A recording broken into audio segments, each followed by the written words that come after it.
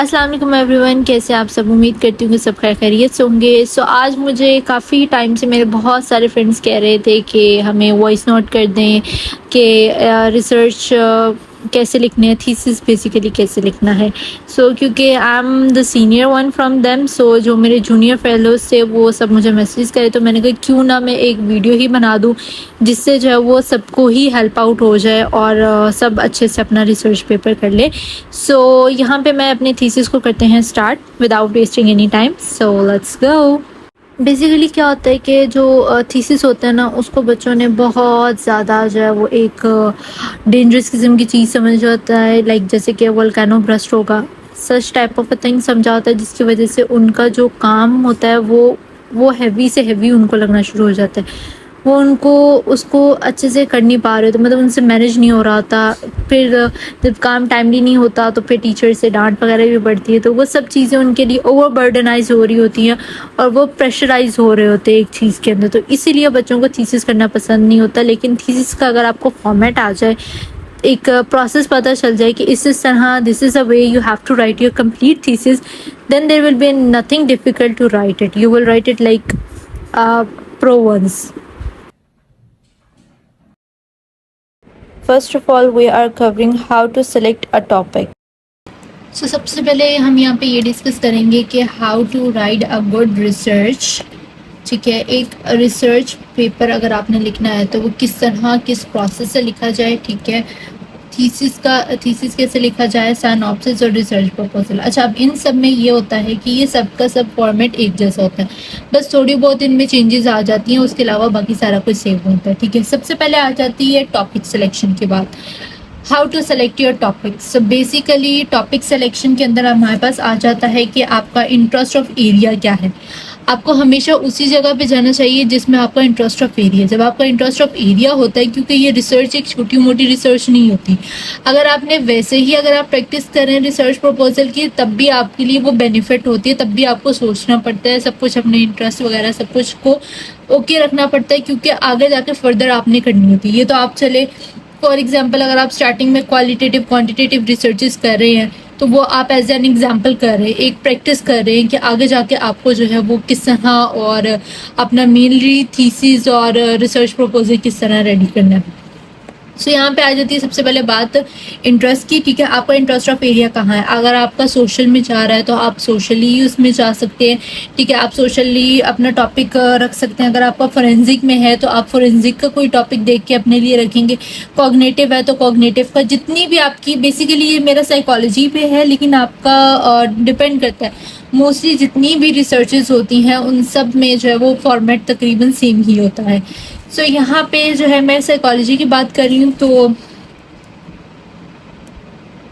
I am basically talking about psychology. तो psychologies के ये सारे एरियाज है और भी बहुत से एरियाज है, लाइक स्पोर्ट हो गया और डिफरेंट होते हैं, वो आप देख सकते हैं। आपका जो भी इंटरेस्ट है आप उस इंटरेस्ट में जा सकते हैं। ठीक है, देन उसके बाद हो जाता है कि टॉपिक को रीड करना।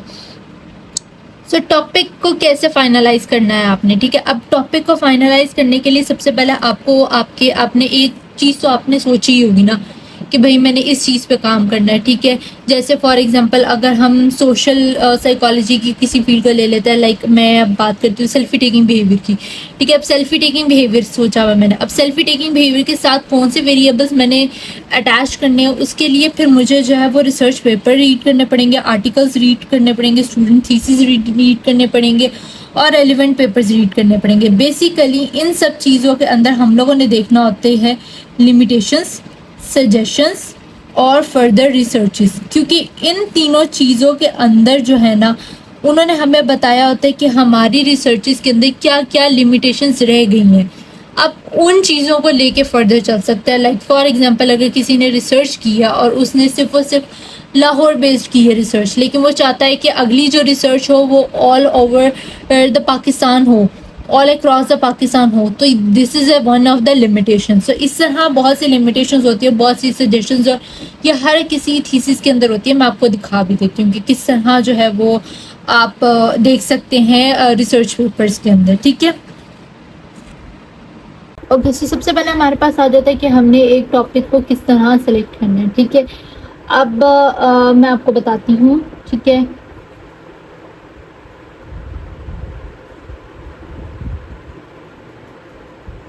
मैंने गूगल के ऊपर लिखा गूगल स्कॉलर्स, ठीक है। गूगल स्कॉलर्स लिखने के बाद यहाँ पे मैंने लिखा सेल्फी टेकिंग बिहेवियर आर्टिकल्स, ठीक है। ये मैं आपको ऐसे एग्जांपल समझा रही हूँ, ठीक है। फिर आपने इस पर क्लिक किया। क्लिक करने के बाद जो है वो हमारे पास एक साइट ओपन होगी। अब ये साइट्स ओपन नहीं होती, ठीक है। अभी इस वक्त मैं आपको सिर्फ और सिर्फ बता रही हूँ कि आपने किस तरह अपने टॉपिक को सिलेक्ट करना है, ठीक है। अब जब आप यहाँ पर आएंगे ना तो ये आपका है पूरा का पूरा आर्टिकल, ठीक है। अब इस आर्टिकल में जब आप एंड पे आएंगे ना तो here is your implications, you can see that this implications, ठीक है। देन उसके बाद आपके नीचे आ जाएंगे फर्दर रिसर्चेस, ये लिमिटेशंस एंड फर्दर रिसर्च। अब इसके अंदर इसके आप देखें तो इसकी फर्स्ट लिमिटेशन ये थी कि जो इंस्टाग्राम यूजर्स हैं ओनली। अब वो चाह रहा है कि आप जो है वो और डिफरेंट, यानी कि आप फेसबुक ले सकते हैं, आप यूट्यूब ले सकते हैं, आप टिकटॉक ले सकते हैं, देन उसके बाद स्नैपचैट ले सकते हैं, मतलब डिफरेंट डिफरेंट चीज़ों पे इस तरह आपको लिमिटेशंस मिलेंगी। और इन लिमिटेशंस के थ्रू आप अपनी फर्दर करेंगे, यानी कि फॉर एग्जांपल हो सकता है जैसे कि मैं आपको दिखाती हूँ कि और उनकी क्या क्या लिमिटेशंस थी जो उन्होंने, ठीक है। अब जैसे कि ये देखें, further researchers could look into a selfie posting on other SNS, यानी कि social networking sites such as Facebook, Pinterest, Snapchat, because the most of the range is using now the Pinterest, because Pinterest is such a wide range that you can find all the related pictures and images within a single click, within a single word, within a single letter as well, ठीक है। सो इस तरह होता है, ठीक है। अब यहाँ पे आपने अपने इश्यूज वगैरह भी लिखने होते हैं कि आपको अपनी रिसर्च करते हुए क्या क्या मसला आया था, क्या क्या चीज़ें आई थी, ठीक है। इस तरह आपकी आती हैं, ये हर रिसर्च के ऊपर लिखी होती है, ठीक है। अब जैसे कि फॉर एग्जांपल अगर मैं यहाँ पे आपके सामने दूसरी रिसर्च ओपन करती हूँ, ठीक है, जैसे कि ये है। अब ये है selfie taking behaviour, personality factors, self esteem and intra personal closeness in the college going students in metropolitan cities, ठीक है। अब यहाँ पे मैंने इसके नीचे गई, ठीक है। ये उन्होंने बैकग्राउंड लिखा हुआ है, ऑब्जेक्टिव्स लिखे हुए हैं, मेन मटेरियल लिखा हुआ है कि एज रेंज क्या थी, क्या क्या हुआ था, फाइंडिंग्स क्या आई, ठीक है। ये ओवरऑल जो है वो हर उसमें जो दिया होता है, ठीक है। देन उसके बाद रिजल्ट्स क्या आते हैं और कंक्लूजन क्या निकला, क्योंकि ये ओपन अकाउंट है तो इसलिए उन्होंने यहाँ पे थोड़ा बहुत उन्होंने अपनी इंट्रोडक्शन में दिया। वैसे अगर आप पेपर डाउनलोड करें तो उसमें पूरा पूरा प्रोसेस होता है। यहाँ पे जो पब्लिकेशन करते हैं ना तो वो मेन चीज़ें जो वो मेंशन कर देते होते हैं, हर चीज़ मेंशन नहीं करते। तो यहाँ पे जब आप नीचे आएंगे ना तो ये देखिए, जैसे कि ये क्वेश्चन है उन्होंने 10 पर्सनैलिटी इन्वेंट्री स्केल यूज़ किया हुआ है, ठीक है। देन उसके बाद उन्होंने रॉबिन्सन का सेल्फ एस्टीम स्केल यूज़ किया हुआ है, ठीक है। ये देख सकते हैं आप, उन्होंने लिखा हुआ है कि ये सेल्फ रिपोर्ट के लिए था, यानी पर्पस लिखा हुआ है, आइटम्स लिखी हुई हैं, ठीक है। उसके बाद हाई रेटिंग लिखी है, रिलायबिलिटी लिखी हुई है और वो सब चीज़ें लिखी है।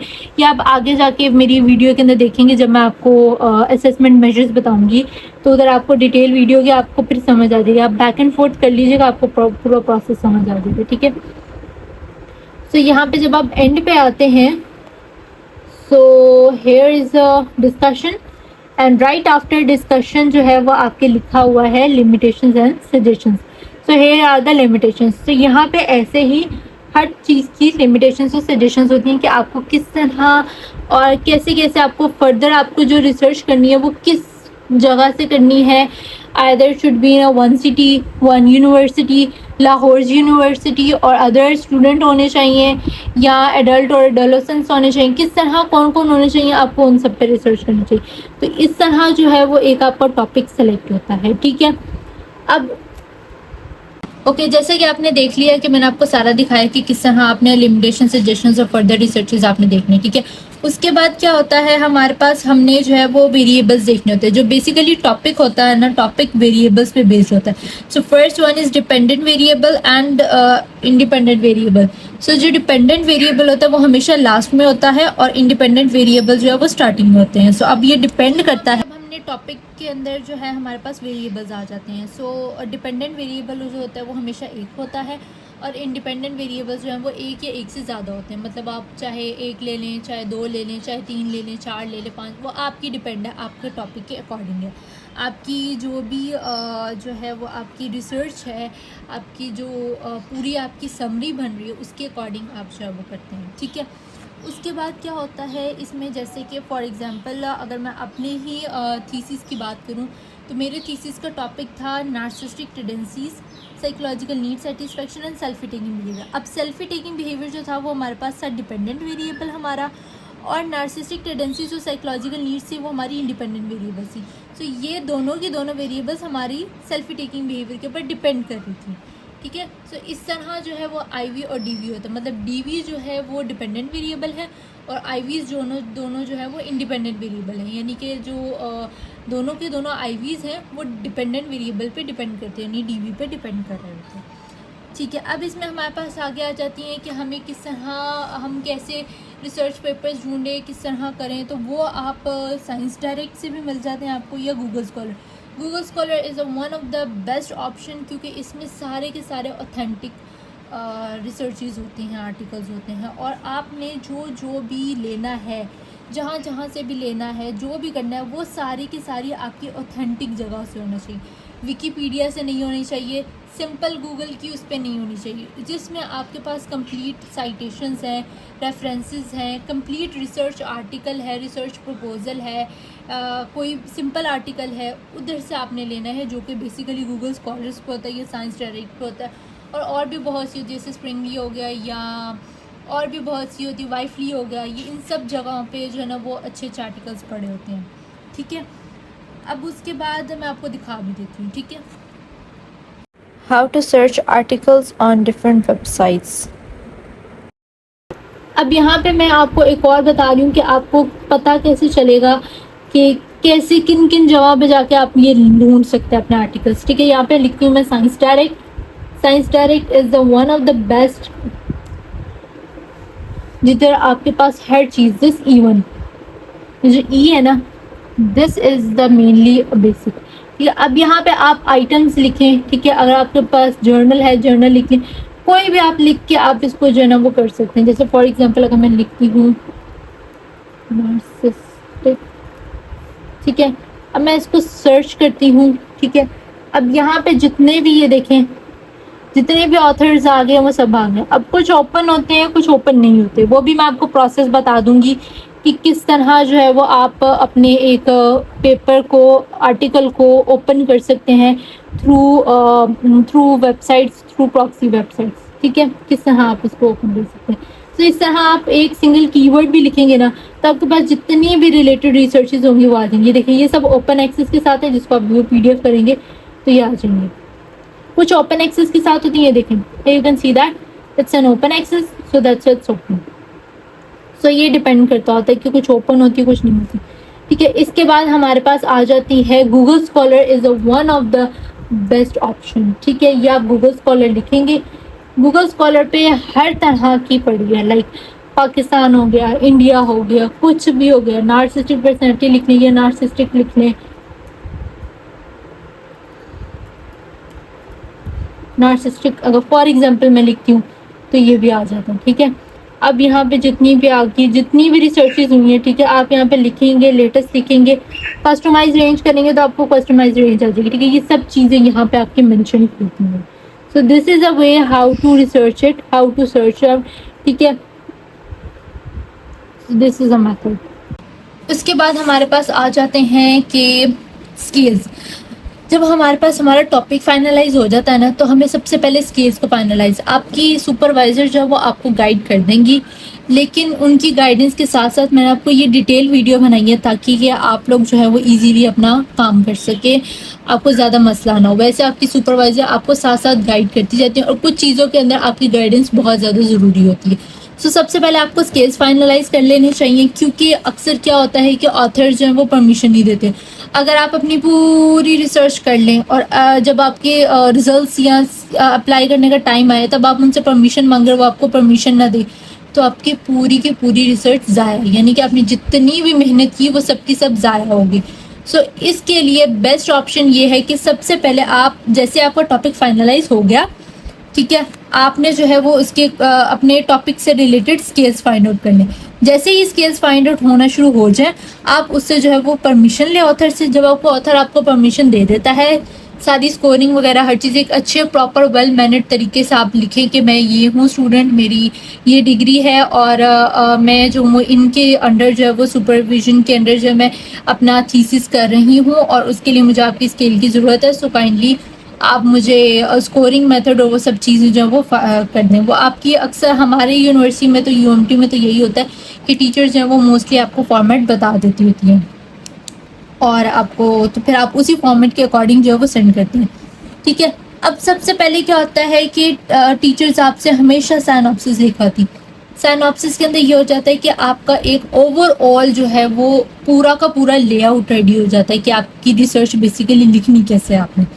ठीक है, उस रिसर्च वो जो साइनॉप्सिस होता है ना, ये बेसिकली 8 to 10 पेजेस या 8 to 12 पेजेस का होता है। मिनिमम जो है वो इतना ही होता है। ठीक है, या मोस्ट अक्सर जो है वो इससे ज़्यादा भी हो जाता है क्योंकि इसमें भी बेसिकली आपने A to Z हर चीज़ लिखनी होती है। ठीक है, सो नेक्स्ट जगह पे आते हैं, सो आउटलाइन पे आते हैं।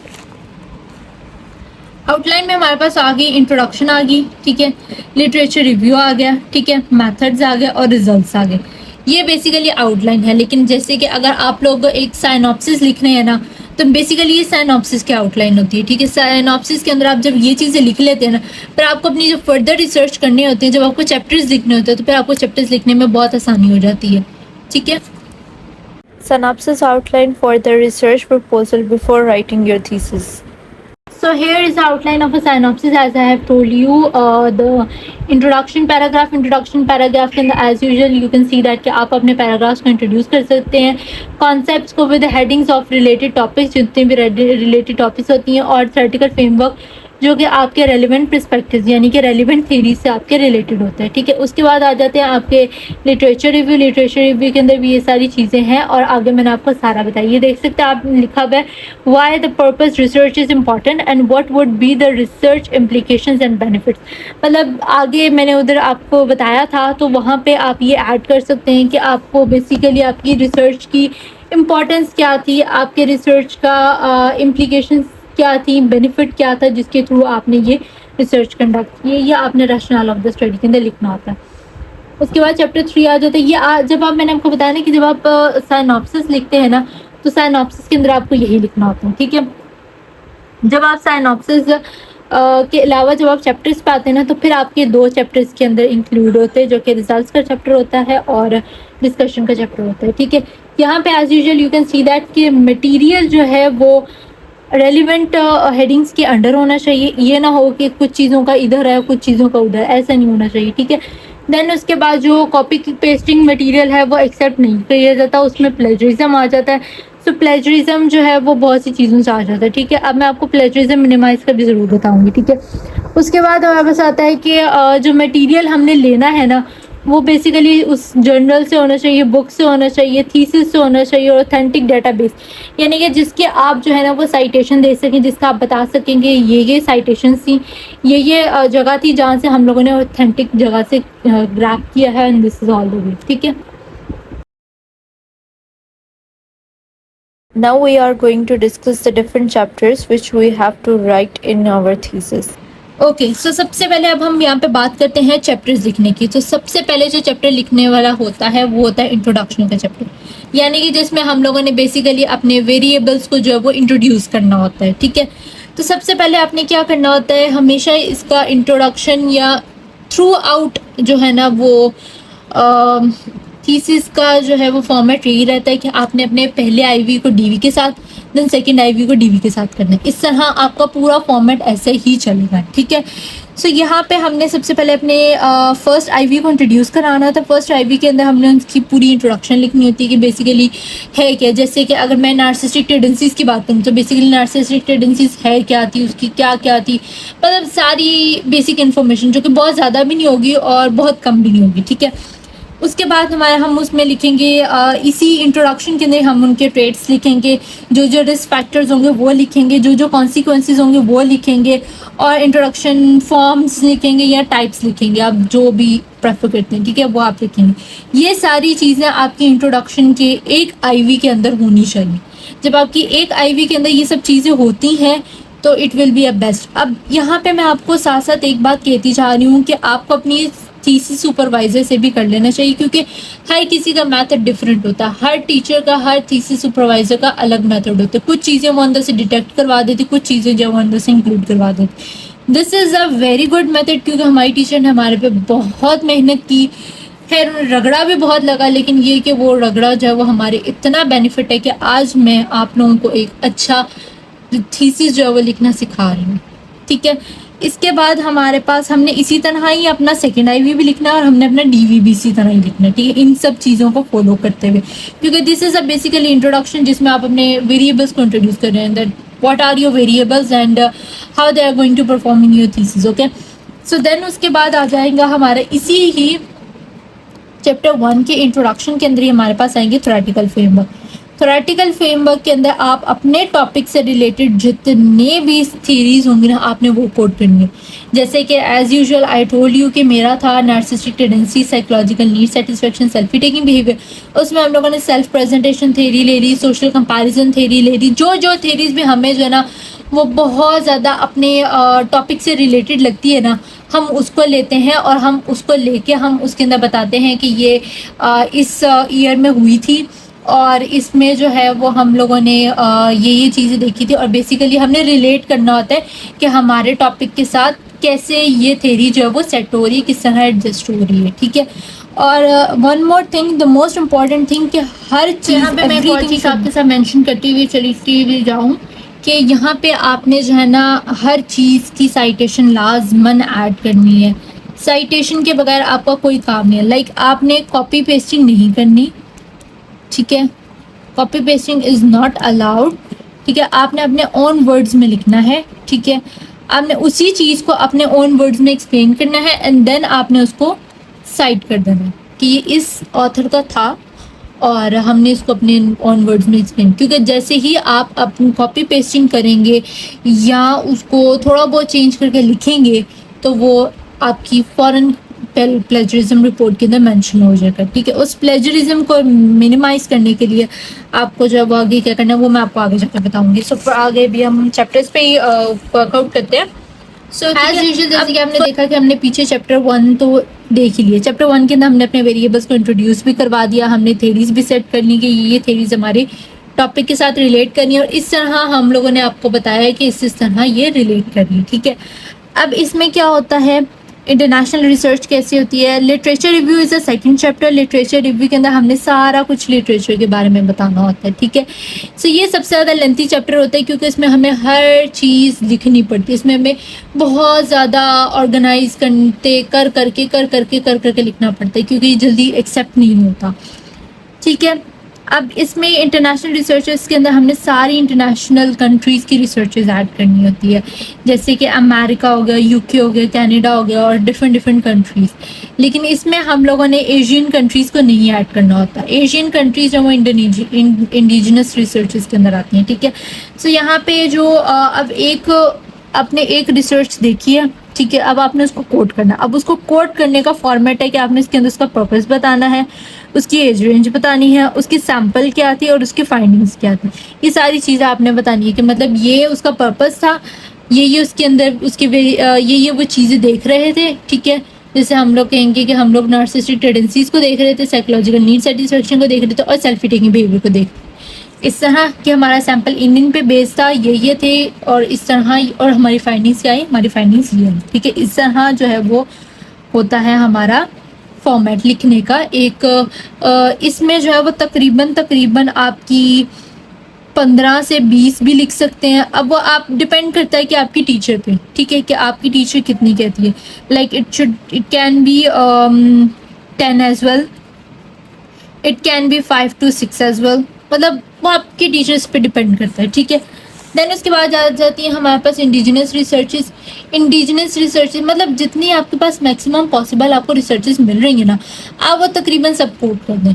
ठीक है, उसमें से कोई भी मत छोड़ें क्योंकि वो सारी आपकी इसके साथ लिंक कर रही होती है। तो आप बेहतर होता है कि आप जितनी भी कोट करेंगे उतना आपका थीसिस अच्छा होगा और आपको अपने थीसिस के ऊपर ग्रिप होती है करने की, काम करने की। ठीक है, और आप आराम से अपने पेपर को, अपने थीसिस को डिफेंड भी कर सकते हैं। सो देन इसके बाद आ जाता है यहाँ पे हमारे पास इंडिजिनस रिसर्चेस। इंडिजिनस रिसर्चेस के अंदर हम ले लेते हैं एशियन कंट्रीज, ठीक है, जैसे कि पाकिस्तान हो गया, बांग्लादेश हो गया, इंडिया हो गया, इस तरह की जगहों पे जैसे रिसर्चेस हुई थी हम वो सारी की सारी इंडिजिनस रिसर्चेस के अंदर ले लेते हैं, ठीक है। अब इसका भी फॉर्मेट एज इट इज़ यही है, purpose, sample, age range, finding, ये सब चीज़ें, ठीक है। अब इसके बाद हमारे पास आ जाता है rational of the study. Rational of the study के अंदर हमने बेसिकली बताना होता है कि हमारी रिसर्च का पर्पस क्या है, मतलब ये जो हम रिसर्च कर रहे हैं इसके बिहाइंड पर्पस क्या था, इसका मोटिव क्या था, इसका how, why, what and how are the reasons we are doing this, मतलब what are the reasons behind doing this research. So ये सब चीज़ें होती हैं जिसमें हमने अपने हाउ, व्हाट, व्हाई का आंसर देना होता है इसके अंदर, ठीक है। और ये भी जो है वो हमारी बात, जैसे कि मैंने आपको बताया, फर्स्ट आईवी से DV, then second IV to DV, हमेशा बात पूरे उसमें फॉर्मेट के अंदर ऐसे ही चलेगी, ठीक है। वो अब आप अपने टीचर से कंफर्म कर लीजिएगा, मैं बार बार ये बात कह रही हूँ, ठीक है। जैसे आपकी फॉर्मेट वेरिएशन हो रही हो उस तरह आप फॉर्मेट वेरिएशन करते जाएं, बाकी ये सारा प्रोसेस ऐसे ही, बाकी आप यही सब फॉलो कीजिए। देन इसके बाद आ जाता है हमारे ऑब्जेक्टिव्स। बेसिकली हमारे ऑब्जेक्टिव्स क्या, हमने क्या क्या ऑब्जेक्टिव्स को रखा हुआ है अपने, और ये जो ऑब्जेक्टिव्स है ना ये पॉइंट्स में होते हैं, ठीक है। इसमें हम लोगों ने लिखना होता है to explore, to discover, to predict, to determine, मतलब बेसिकली हमने बताना है कि हम ये चाह रहे हैं कि हमें अपनी रिसर्च के रिजल्ट्स में से ये निकले हमारा, ठीक है। और वो क्लियर कट होने चाहिए इसमें, मतलब बहुत लंबे नहीं होने चाहिए, बहुत छोटे नहीं होने चाहिए, टू द पॉइंट होने चाहिए और परफेक्ट होने चाहिए। इसमें आप पे डिपेंड करता है कि आपके कितना ऑब्जेक्टिव्स होने चाहिए। मोस्टली जो है वो 3 to 4 हो जाते होते हैं, ज़्यादा मिनिमम 3 होते हैं, 3 से आप अबव जा सकते हैं। अगर आपको लगता है कि आपको ये ऑब्जेक्टिव्स को कवर करना है अपनी स्टडीज़ के अंदर तो आप वो सब कर सकते हैं, ठीक है। देन इसके बाद आ जाते हैं हमारे हाइपोथेसिस। हाइपोथेसिस भी सिमिलर ही होते हैं उसके, लेकिन ये कि इसमें हमारे पास आ जाती है डायरेक्शन, कि मतलब either it should be a positive और नेगेटिव, ठीक है। ये इसमें डायरेक्शन आ जाती है कि हमारा जो थीसिस, जो हमारे वेरिएबल्स हैं वो हमें पॉजिटिव रिजल्ट देंगे या हमें नेगेटिव रिजल्ट देंगे, इस तरह हम लोगों ने मतलब उनको डायरेक्शनल कर देना होता है, ठीक है। ये भी पॉइंट्स के अंदर होंगे, ये भी क्लियर कट होंगे, जितना शॉर्ट, जितने कंप्राइज कर सके आप कर सकते हैं, ठीक है। मॉडल, अब वो मॉडल डिपेंड करता है। मॉडल जो है वो कुछ टीचर्स प्रपोज करती हैं कि आप प्रपोज मॉडल बना लें, कुछ टीचर्स नहीं करती। हमने बनाया था इसलिए मैंने आपको पूरी A to Z गाइड किया है, जैसे कि मैंने अपने थीसिस के अंदर किया था, क्या क्या टिप्स, क्या क्या प्रोज, और जो भी कुछ मैं आपके साथ शेयर करना चाहूँ वो मैं ज़रूर करूँगी, जो मुझे लगा था कि थ्रू आउट मेरी जर्नी ऑफ थीसिस की जर्नी के अंदर था, ठीक है। उसके बाद हमारे पास आ जाता है चैप्टर 3। चैप्टर 3 हमारा जो चैप्टर है वो होता है मेथड्स का। तो सबसे पहले चैप्टर 3 के अंदर हमारे पास आ जाता है कि रिसर्च डिज़ाइन क्या होता है। सो रिसर्च डिज़ाइन के अंदर आपके पास डिफरेंट डिज़ाइंस होते हैं जिनके थ्रू आप अपनी रिसर्च करते हैं। लाइक अगर आपको कोरिलेशनल करनी है या क्रॉस सेक्शनल करनी है, आपको किस तरह की करनी है, वो आप इसमें जो है वो कोरिलेशनल, लॉन्गिट्यूडनल या जिस तरह की भी आपने करने चाहें आप वो इसमें रिसर्च करते हैं। सैम्पल के अंदर हम आपका होता है कि सैम्पल क्या है हमारा, मेल्स होंगे या फीमेल्स होंगी, या एज रेंज क्या होगा, ठीक है, हम कहाँ कहाँ से लेंगे, और सैम्पलिंग टेक्निक कैसी है। लाइक हम लोग रेंडमली ले रहे होंगे या पर्पसिव सैम्पलिंग होगी, या आपके पास सेलेक्टेड पीपल्स हैं, मतलब डिफरेंट टाइप्स ऑफ, या आप लोगों को साइकोलॉजी स्टूडेंट्स को तो ये सब चीज़ें पता ही होती है मोस्टली, क्योंकि वो इतना थीसिस एंड पे होता है तो इसलिए इतना तो वो पढ़ चुका होता है कि उसको सारी चीज़ें पता होती हैं। सो यहाँ पे आपने अपनी सैम्पल्स और सैम्पलिंग स्ट्रेटजीज लिखनी थी। देन इसके बाद आ जाते हैं हमारे पास ऑपरेशनल डेफिनेशंस। ऑपरेशनल डेफिनेशंस के अंदर बेसिकली हमने बताना होता है कि स्केल की जो डेफिनेशन है वो ऑथर के अकॉर्डिंग क्या थी, मतलब ऑथर के अकॉर्डिंग कैसे उसने अपने उन स्केल्स के वेरिएबल्स को डिफाइन किया हुआ है, हमने उसके अकॉर्डिंग जो वो डेफिनेशन लिखनी है, ठीक है। जो ऑथर क्या कह रहा है इसके बारे में, ऑथर की क्या राय है, ये सब चीज़ें होती हैं, ठीक है। उसके बाद आ जाते हैं measurements, assessment measures. Assessment measures के अंदर हमारे सारे स्केल्स आ जाते हैं, जैसे कि डेमोग्राफिक स्केल हो गया, और डेमोग्राफिक स्केल के बाद आपने जो स्केल, डेमोग्राफिक के अंदर भी आप पे डिपेंड करता है कि आपने क्या क्या चीज़ें यूज़ की हैं। नेम हो गया, एज हो गई, ईमेल होगी, वट जो भी आपने यूज़ किया है, और आपने अपने जो भी टॉपिक से रिलेटेड क्वेश्चंस किए हैं वो आपने मेंशन कर देने होते हैं, ठीक है। और ये मोस्टली जो है ना वो 3 to 4 लाइन्स या मिनिमम इतने का हो जाता होता है, ठीक है, ज़्यादा नहीं होता। अच्छा, उसके बाद जब आपने अपने स्केल के बारे में लिखना है तो उसका फॉर्मेट ऐसे होता है कि सबसे पहले आपने उसका पर्पस लिखना है कि आपके स्केल का पर्पस क्या था, स्केल की आइटम्स कितनी थी, स्केल के सब स्केल्स हैं या नहीं है, ठीक है। अब स्केल कौन सा यूज़ हुआ है, लाइक जैसे ऑर्डिनल स्केल होता है, ठीक है। उसके बाद हमारे पास आ जाते हैं liquid 5 liquid scale, 5.5 liquid scale, 7 liquid scale, जिसमें not at all, true, true, like, मतलब इस टाइप की सारी चीज़ें आपने मेंशन करनी होती है कि आपके स्केल या आपका स्केल का नाम ये है, ठीक है। और इसमें जो है वो ऑप्शंस ये आ रहे हैं, मतलब एक आपने टिक करना है, ठीक है। जैसे कि फॉर एग्जांपल आपका स्केल है 7, हमारे पास आ जाता है कि रेटिंग स्केल्स होती है, लाइक जैसे 7 पॉइंट रेटिंग स्केल होती है, ठीक है। उसमें आपके पास 7 पॉइंट्स ऑप्शन दिए होते हैं, जिसमें से आपने कोई एक सा सेलेक्ट करना होता है, ठीक है। और वो लिक्विड स्केल होता है बेसिकली, जैसे कि ऑर्डिनल स्केल भी होता है। ऑर्डिनल स्केल के अंदर होता है कि हमारे पास 2 ही ऑप्शन होता है, येस या नो, इस टाइप के क्वेश्चन होते हैं, ठीक है, ऑर्डिनल स्केल्स के अंदर। इसमें भी स्केल्स की टाइप है वो आपने मेंशन करनी होती है, जो आपका स्केल आपके अकॉर्डिंग होता है, ठीक है। उसके बाद हमारे पास आ जाता है जैसे कि strongly agree, agree, neither agree nor disagree, disagree and strongly disagree. इस तरह आपकी कैटेगरीज होती हैं, आपने वो भी लिखनी होती है कि आपके स्केल के अंदर ये ऑप्शन है, ठीक है।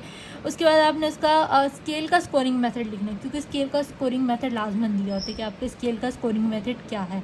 उसके बाद आपने लिखनी इसकी अल्फ़ा रिलायबिलिटी, ठीक है, कि अल्फ़ा रिलायबिलिटी आपकी स्केल की क्या थी, क्योंकि हमने देखना होता है कि वो अल्फ़ा रिलायबल है या नहीं है। और अगर इसकी रिलायबिलिटी लेस देन 7 हो जाए तो वो क्वेश्चनेबल हो जाती है। सो हमें हमेशा 7 से अबव जाना चाहिए, 8 हो जाए, 9 हो जाए, 9 is a pretty very good, और 8, 9 एंड 6, 7 इज़ एक्सेप्टेबल।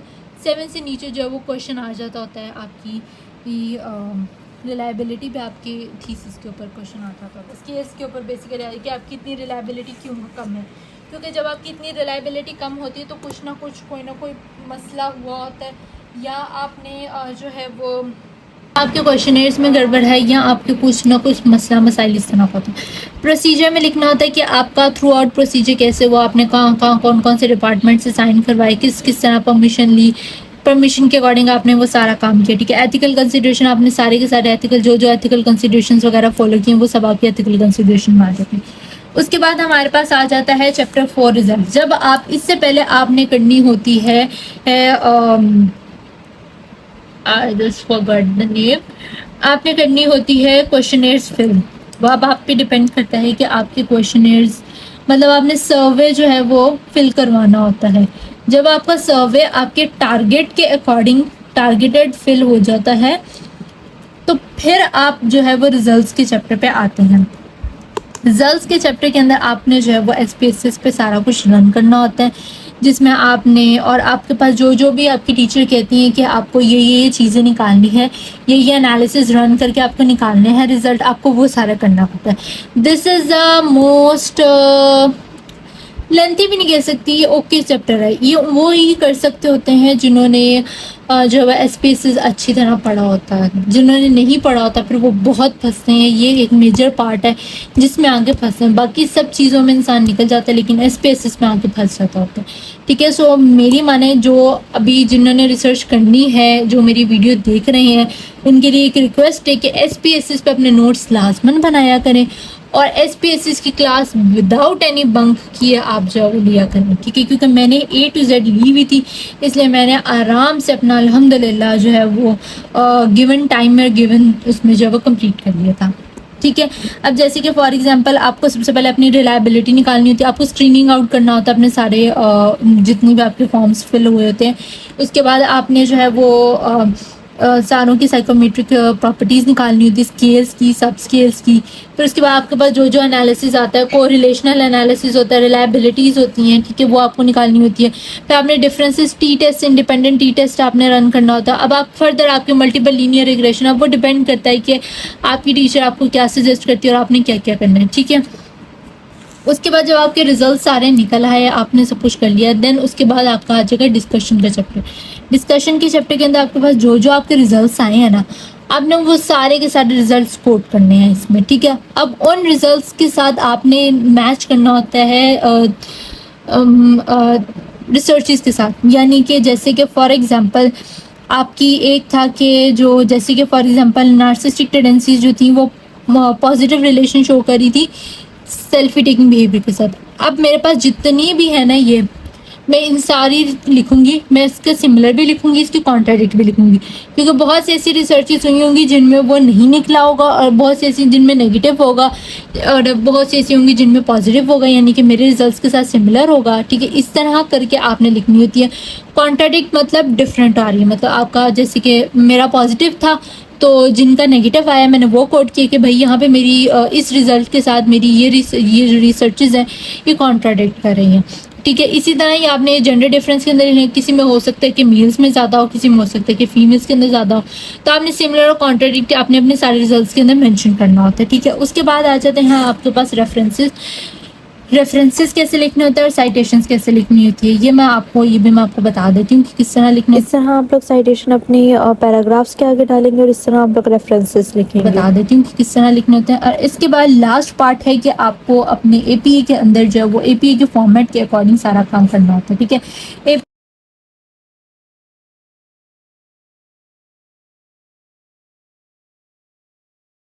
है कि टाइम न्यू रोम्स जो है वो पूरा राइटिंग फॉर्मेट है।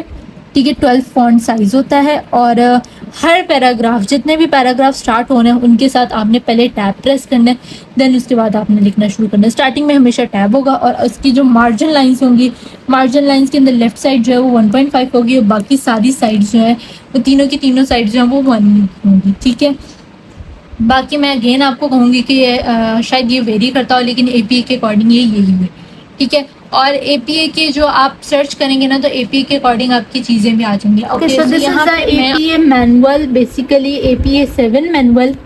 ठीक है, ये है हमारा अभी इस वक्त 7th एडिशन लेटेस्ट मैनुअल है। इस मैनुअल के अकॉर्डिंग हमारे पास हर चीज़ अवेलेबल है। इस मैनुअल में आपको A to Z एक एक चीज़ आपके रिसर्च आर्टिकल से रिलेटेड मिलती है। ठीक है, आपने स्केल कौन सा यूज़ करना है, उस स्केल के अंदर क्या क्या हेडिंग्स आएंगी, किस किस तरह आएगा, वो सब का सब इसमें लिखा हुआ है। फॉन्ट साइज़ क्या होगा, हेडिंग साइज़ क्या होंगी, कौन कौन सी हेडिंग्स होंगी, each and everything is mentioned here. ठीक है, आप ये देख सकते हैं। ठीक है, जैसे कि you can see that paper elements क्या क्या रिक्वायर्ड है, फॉर्मेट कैसा, ऑर्गेनाइजेशन कैसे, सैम्पल पेपर दिए हैं। ठीक है, जर्नल आर्टिकल्स, यहाँ पे आपको सारे रेफरेंसेस दिए हैं उन्होंने। ठीक है, कि ऑथर कैसे लिखना है, डेट कैसे, टाइटल, सोर्स, हर चीज़ जो भी आपने रेफरेंस अपने लिखना है ना एक, तो आप जो है वो इधर से आपने जो है वो करना है। ठीक है, आपको इधर से सारा का सारा मिल जाएगा। ठीक है, जितना भी आपको जैसे जैसे आपको एपीए के अकॉर्डिंग रेफरेंस, क्योंकि रेफरेंसेस और साइटेशन दोनों चीज़ें जो है वो एपीए के अकॉर्डिंग होनी चाहिए। ठीक है, और आपको इधर से आराम से मिल जाएंगी। यहाँ पे हर एक चीज़, APA manual is the best manual for writing a good synopsis, क्योंकि हमें फॉलो ही एपीए को करना होता है। एपीए के अलावा हम कुछ और फॉलो कर ही नहीं सकते। So for that this is the best book for this. ये आप देख सकते हैं कि टेबल में आपको ईच एंड एवरी टेबल उन्होंने मेंशन किया हुआ है। ठीक है, जैसे कि ये देखिए एपी के स्टाइल के अकॉर्डिंग पेपर कैसे लिखा जाएगा। ठीक है, उसके बाद बेसिक टेबल कंपोनेंट कैसा होगा, sample of demographic characteristics table, sample properties of study variable table. ठीक है, उसके बाद जैसे कि ये देख सकते हैं आप, देन उसके बाद है you can see that correlation table. ठीक है, सैंपल एनालिसिस ऑफ वेरिएंस, मतलब सारे के सारे टेबल्स अवेलेबल हैं कि किस तरह आपने टेबल्स डालने। ठीक है, अब आप यहाँ पे देख सकते हैं, यहाँ पे लिखा हुआ है उन्होंने टाइटल पेज कैसे बनाना है, सैम्पल ऑथर नोट, ये सारे पेपर्स जो हैं वो आपको टीचर्स प्रोवाइड कर देती हैं, और उसके अकॉर्डिंग आपको सारी की सारी वो चीज़ें करनी होती है, वेरिएशन करनी होती है, लेकिन हर चीज़ each and everything should be recording to this manual. Okay, so यहाँ पे मैं आपको जो टिप्स वगैरह देना चाहूँगी वो मैं यही देना चाहूँगी कि जब आप आपको एक थीसिस का काम मिला है ना, तो आप टाइमली उस काम को सबमिट करें। उस काम को इतना इम्पॉर्टेंट ले जितना आपके लिए खाना पीना और सोना है। ठीक है, it's most important like that ones. Okay, so इसलिए ज़रूरी है कि अगर आप अपना काम जो है वो टाइम पे सबमिट करवाते जाएंगे ना, आपको एंड पे मसला नहीं होगा। क्योंकि इसके अलावा और बहुत सी चीज़ें होती हैं, क्योंकि जब आप अपने क्वेश्चनेट्स पे आते हैं ना तो क्वेश्चनेट्स पे बहुत टाइम लगता है। लाइक जैसे मैंने किया, जब मैंने करवाया था ना, हमें फिर भी हमने बहुत जल्दी सुबह काम कर लिया था कि हम 2 पार्टनर्स से और हम लोगों ने क्विक सर्विस से हमें तकरीबन 1 मंथ लग गया था, फिर भी 1 मंथ 2 to 3 वीक्स लग गए थे आराम से, क्योंकि अब आजकल क्या होता है कि बच्चे फिल नहीं करते, वो कहते हैं हमारा दिल नहीं कर रहा, और हम उनसे ज़बरदस्ती करवा नहीं सकते, क्योंकि इससे बेहतर है उनसे वो ऐसे ऐसे टिक करेंगे, तो उस टिक से बेहतर है कि आप उनसे करवाएं ना, आप उनसे करवाएं जो वाकई ही करना चाहते हैं, जिनका इंटरेस्ट है वो इंटरेस्ट शो करें। ठीक है, सबसे ज़्यादा आपको टाइम इसमें लग जाता है, डिस्कशन में लिखने में बहुत टाइम लगता है। सो ये चीज़ें होती हैं टाइमली, आपको डेडलाइन दिया हुआ है, आप फ़ौरन काम स्टार्ट कर दें, आप डेडलाइन पे अपने काम अकॉर्डिंग टू सबमिट करें।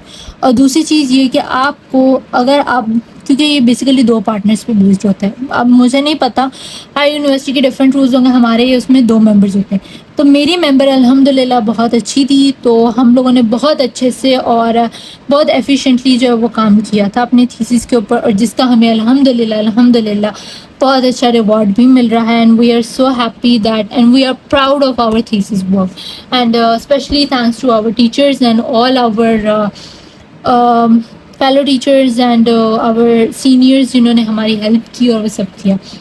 सो the second thing is that कि आपका रिसर्च पार्टनर अच्छा होना चाहिए।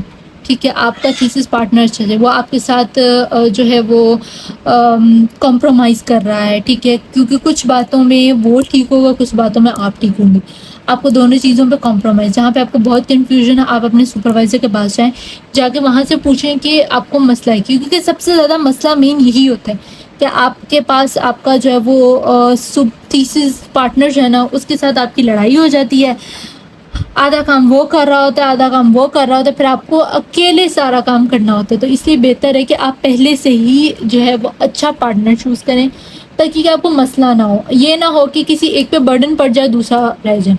फिर ये होता है कि आप जब एक बंदे ने पूरा थीसिस लिखा होता है ना, तो उसको A to Z पता होता है, क्योंकि उसने अपने हाथ से लिखा है, उसने अपनी एक एक चीज़ लिखी है। जब पेपर डिफेंड करने का टाइम आता है ना, तो वो आराम से डिफेंड कर देता है, दूसरे का पता लग जाता है कि भाई इसने कुछ नहीं किया, इसमें जस्ट नाम का ही ऐड हुआ है अंदर। तो ये चीज़ें आती हैं, और जब आप 2 पार्टनर्स अच्छे से पार्टनर्स काम कर रहे हैं, तो जिसने जो काम किया है ना, वो उसी वक्त ही सारा का सारा एक्सप्लेन कर दें कि ये ऐसे किया था, इसमें ये चीज़ें हैं, ये चीज़ें, और जो दूसरा पॉइंट जो बताने जिसको बता रहा है ना वो दूसरा पार्टनर, वो उसको नोट डाउन कर दे, ताकि कि जब आप एंड ऑफ द टाइम जब आप अपने थीसिस की डिफेंड की तैयारी कर रहे हो, तब आपको इतनी मुश्किल ना हो, आपको हर चीज़ का पता हो, आप बहुत ज़्यादा टेंशन ना हो, प्रेशराइज ना हो। तो ये सब चीज़ें जो है वो आपकी होनी चाहिए। ठीक है, So this is a way how to write a good research thesis, paper, synopsis, article. So I hope कि आपको बहुत ज़्यादा पसंद आई होगी, और एज़ यूजुअल जितना पॉसिबल हो सके आप शेयर करें, जो भी साइकोलॉजी स्टूडेंट्स है specially. This is a good opportunity for psychology students, because इसमें डिटेल्ड की हर चीज़ है, मतलब कोई भी ऐसी चीज़ मैंने ऐड नहीं की जो इरेलीवेंट हो, जो थीसिस से इरेलीवेंट ना हो, वो ऐसा कुछ भी मटेरियल एडेड नहीं है, सब कुछ जो है वही एडेड है जो ऑथेंटिक है, APA 7 के अकॉर्डिंग है। सो जो टिप्स एंड प्रोस है जो मेरे अकॉर्डिंग थे वो भी मैंने आपको दिए, और आई होप कि इससे आपकी थीसिस लिखने में बहुत आसानी होगी। सो आपको अगर अच्छा लगा हो तो कमेंट करके ज़रूर बताइएगा, और अगर कोई भी क्वेरी है रिलेटेड टू थीसिस आप कमेंट कर सकते हैं, आई विल आंसर यू इंशाल्लाह। सो आई होप कि आपको बहुत पसंद आई हो, and share with your friends and family, and if you like my videos, so like, share and comment on my videos. Anything you want to need, any content you want that I should made a video on this content, you can comment me down. Okay, so take care of yourselves and your surroundings. Allah Hafiz, और हंसते और मुस्कुराते रहें।